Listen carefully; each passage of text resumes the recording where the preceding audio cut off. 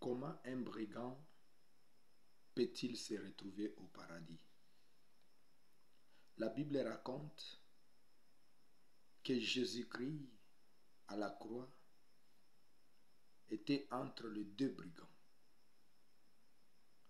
Et ces deux brigands, il y a l'un qui disait à Jésus-Christ, si tu es fils de Dieu, délivre-toi et délivre-nous aussi. Parce que nous sommes devenus une équipe de ceux qui sont cloués à la croix. Mais l'autre brigand interpellait son ami en disant, toi et moi nous méritons ce que nous subissons. Mais lui, c'est un innocent, il ne connaît rien. C'est d'une manière injuste qu'il est en train de subir ce qu'il subit. En d'autres termes, ces brigands avaient la connaissance de la manière dont Jésus-Christ vivait. Il était brigand, mais il avait un regard sur la vie de Jésus-Christ. Il avait la connaissance, il avait des informations précises à propos de Jésus. Il savait que cet homme est innocent. Mais il a dit, souviens-toi de moi quand tu seras dans ton royaume. En d'autres termes, il était aussi informé que Jésus-Christ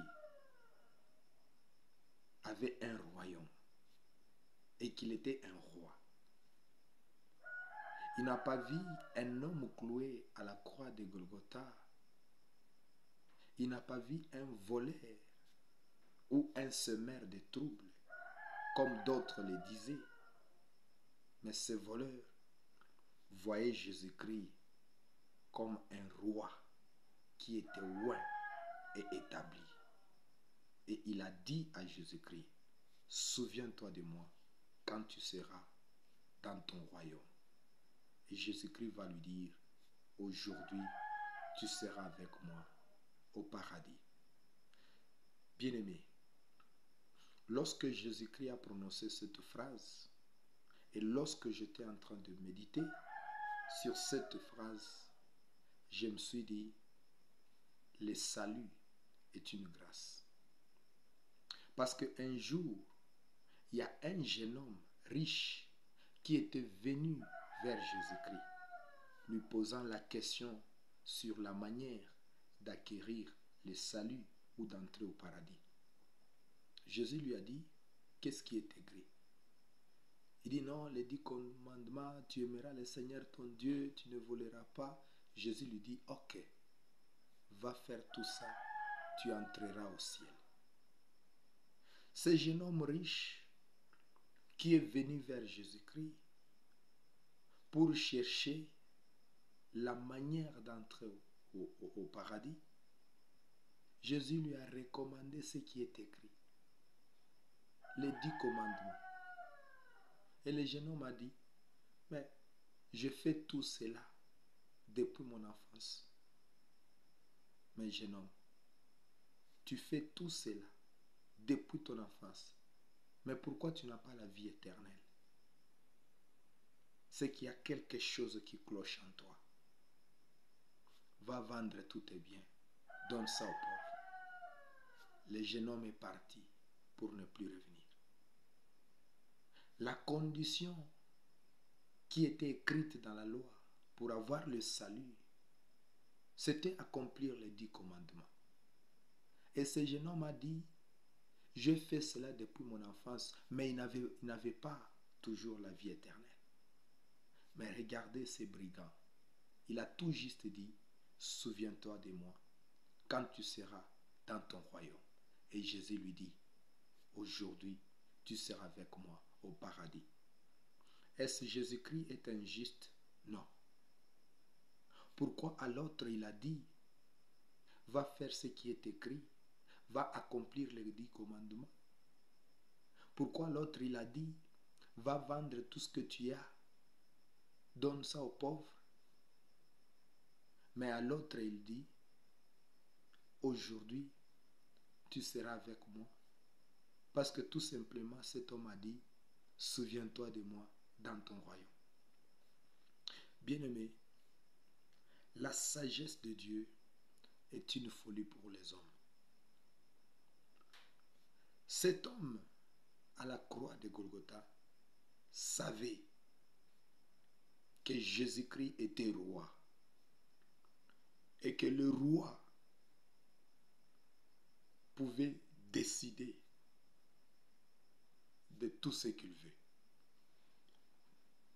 Cet homme, il s'est dit, si les autorités d'Israël ont usé de leur autorité pour me condamner moi et mon ami, pour condamner Jésus-Christ qui est innocent, c'est-à-dire Jésus-Christ aussi, dans ce royaume, il a aussi le pouvoir de décider sur qui sauver et sur qui laisser tomber. Et c'est dans cet angle-là que cet homme, lui, voyait les choses. Et voilà pourquoi il a saisi la grâce et il a été sauvé. Contrairement à ceux qui ignorent la capacité de Dieu et le pouvoir de Dieu. Contrairement à ceux qui ne reconnaissent pas la divinité, la suprématie et l'autorité de Jésus-Christ. Bien-aimé, le salut vient par la grâce. Le salut est gratuit. Le salut n'est pas lié aux œuvres.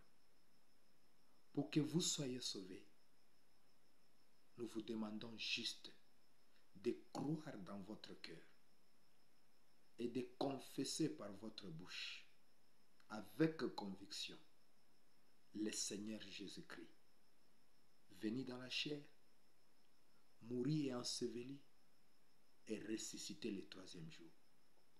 Si vous croyez que Jésus-Christ est le Fils de Dieu et qu'il est le roi qui a été établi, eh bien vous serez sauvés. Il va vous délivrer de votre situation.